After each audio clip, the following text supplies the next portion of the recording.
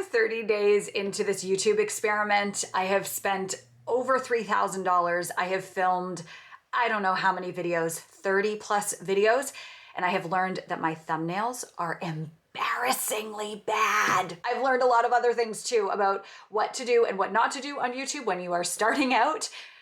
So let's get into it. Okay, here's where I started. Negative, let's call it $3,200, which was the gear investment. So I spent the $3,200 or so on all of the gear. I don't have to go back over that again. You've watched the video, and if you haven't, you can go down into the description box or the show notes and check out that video. But what I want to emphasize is that I didn't go out to like build a whole new studio. I wanted to just get what an average person kind of needed in order to feel moderately successful on the platform. Because this is a bit of a controlled experiment, right? Like, it's not like I'm building a new production company. I already have one of those, okay? So the goal, if we're gonna treat this like a lab, like in terms of the hypothesis, is, I'll just reiterate, to figure out how long it takes me to get to that $2,000 a month in passive income. What I have filmed so far has been, I was just filming using my computer camera, and I was doing one shot, just straight through raw video. I was using Descript. That's the editing software that we use. I've been using it for a really long time, so I'm comfortable with it. I did consider getting DaVinci Resolve after watching a few other videos, but I decided, you know what? No, like, if I'm treating this like an experiment, I'm gonna use what I know. I'm not gonna add any extra learning curves that I don't need to add. So I stuck with Descript, and I watched a few other YouTube videos on how to do thumbnails. And I just kind of tossed those ones up. So the transmission series is, you know, I cut off the top, I cut off the end, I threw on a thumbnail, I put it up. There was no music, there was no editing. And I have learned so very much about why that does not work. Because I think so many people think, okay, I'm just gonna like do a podcast and then rip it and throw it on YouTube, and then it's gonna be in both places and cool. But like, the chances of that working for you in the long term on YouTube is very, very low. So now what I'm doing is I'm testing different formats. So this week I sat down and I captured a little bit of B-roll, and you know, of me working in my office, of me setting up my studio, of me doing some things so that I can start to make these videos a little more intentional. I'm also testing different topics. So where previously I probably would have only talked about content strategy and communications, which I'm absolutely still going to talk about. Now I'm being a little more bold in that there's a lot more to this puzzle of being a storyteller and of being in communications and of communicating in this new world. And it really does interplay with clients, business structure, money, all of those things, right? So here's what's working. Let's start there, because the list is very small. The list is very small of what is actually working. I have found that the videos where I teach a specific thing from a specific framework are getting more traction. And I say that with like, oh my goodness, like, more is, don't take that to mean anything other than simply just more than nothing. Okay. As of filming this video right now and doing this podcast, I have like 99 subscribers, and the most views that any of my videos have gotten over the last 30 days, one video got more than 350 views, right? And really, that's like not even measurable in the scale of YouTube. So I have a long road to hoe here, folks, and I am just gonna stick with it. But it does tell me that having a framework, a concept, a plan for the delivery does need to be the anchor for every single video that I do. The other thing, okay, well, actually, that's probably all that's working. That's probably all that's working right now, is like just seeing that. A couple things that I changed were the description of the channel. I've changed the channel art. I don't know if I like the way that I've changed the channel art. I probably will change that again. I'm using the tags, kind of like how my old WordPress blog used to use tags. I also don't fully know if that is doing anything at this point. But the biggest thing I'm learning in terms of the gap that I have in my knowledge is the thumbnails. And I haven't done enough research. I mean, you can put it into YouTube and be like, how to make a good thumbnail, and you're gonna get all these dude bros being like, it has to look like this. And, you know, I am not a graphic designer, so the thumbnail part of this all really intrigues me, because there are some folks who say that the thumbnail can make or break whether someone clicks on your video or whether it dies. And there are platforms I'm learning where you can like A/B test your thumbnail. So that might be the next part of this test, is I will start A/B testing them. I don't think I have enough traction yet to even do a proper A/B test as like a lab experiment. But just know that like if you go to the channel, you'll see that I'm experimenting with different types of thumbnails, and all of them feel embarrassingly bad. Like all of them feel embarrassingly bad. So that would be like the skills gap that I admit I have and that I have to get over. Because yeah, when you go to the channel, that's like the first thing you're gonna see are my thumbnails. And as I say that, I realize why someone might bounce and be like, oh, this chick has no idea what she's talking about because her thumbnails are terrible. So very humbling, necessary learning curve. And I don't know if that's like working or not. Maybe that's just kind of the gap. Okay, so here's what else I'm learning and that I'm really excited about, is that SEO really does matter.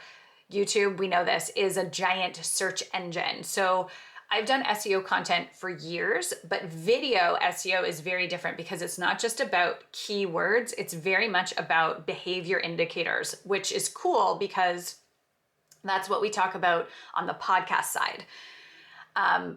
I'm treating YouTube like my discoverability platform because it hooks in with Google, right? It works on a Google algorithm, a Google built algorithm, which means people are going to be able to go on YouTube and find me and discover me, quite literally. Podcasts still have a long way to go in that regard. They are not nearly as discoverable, but if you're listening to this on the podcast, it's because you and I have a relationship, because we like each other, because we like going deep, because you like sitting with me and listening to me yammer on the podcast feed, different than the YouTube feed, right? So I'm thinking about this in terms of like YouTube being the SEO engine of the discoverability. And then the podcast is really where we deepen our relationship together and we talk more about these things together, you know, more deeply. So the funny thing about YouTube, and as I'm doing the podcast and now putting it on YouTube versus the transmission series, is that I'm scripting separate intros. So the intro that you're hearing on the podcast is very different than the intro that I'm putting on the YouTube version, because the podcast is more forgiving. Like you're actively saying like, I want to listen to the narrative advantage right now. I want to listen to Aaron right now. Click, you're going to listen. And I can give you a 30, 40 second intro and you'll stay with it. You'll stay with it and you'll stay through the episode. But on YouTube, if I was to do this like long wending intro, I would lose everybody in the first 10 seconds. So I'm treating it in that respect from an SEO perspective, from a hook perspective. I'm learning that that was where I stubbed my toe or whatever in the first version.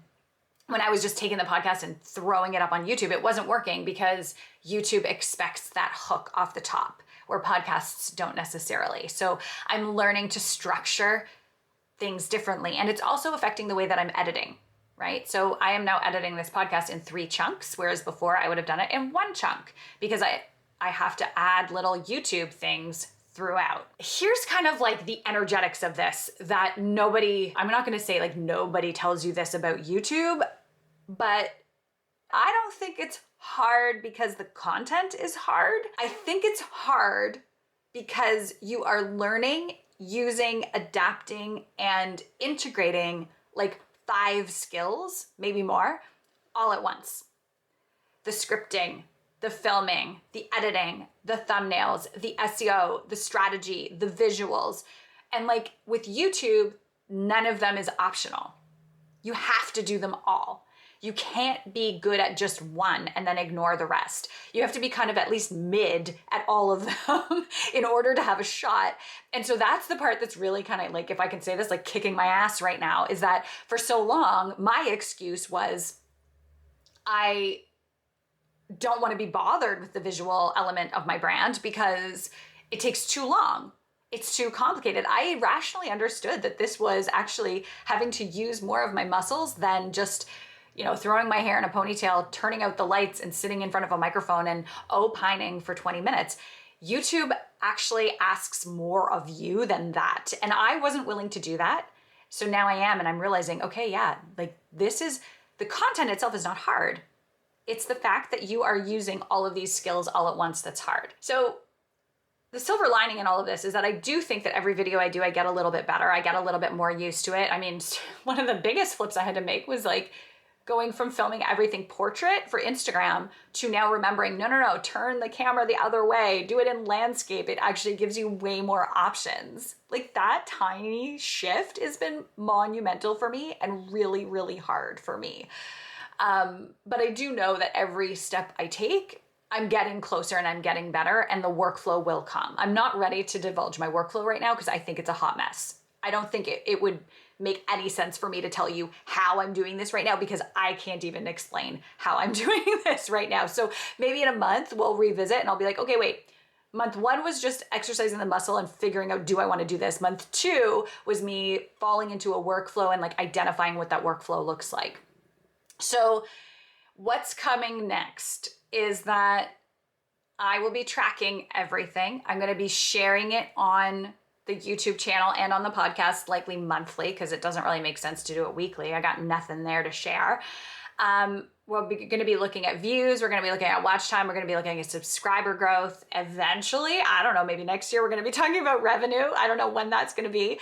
And then I also am going to be measuring some of these softer things, like how many videos did I have to get up? How long did it take me to get those videos up? I can tell you right now that I have 3 up now that I did some editing on and I was more intentional about. And the first one took me nearly 2 hours. The second one took me 1 hour and 45 minutes. And the third one took me 75 minutes. So just there, I got faster. They're all different styles of videos slightly. So that also gave me some information about how long it takes me to do things. But 100%, this takes a long time. Even for a 5-minute video, it took me 2 hours to edit. And I'm a halfway decent editor. So that's the update. That's the whole kit and caboodle. 30 days in, still learning. All right, so that's it for this lab style video, the behind the scenes of what's going on my YouTube channel. Thank you for watching. Make sure that you like, subscribe, and hit the notification bell. I will see you in the next video. And if I have a recommendation, it's gonna be right here.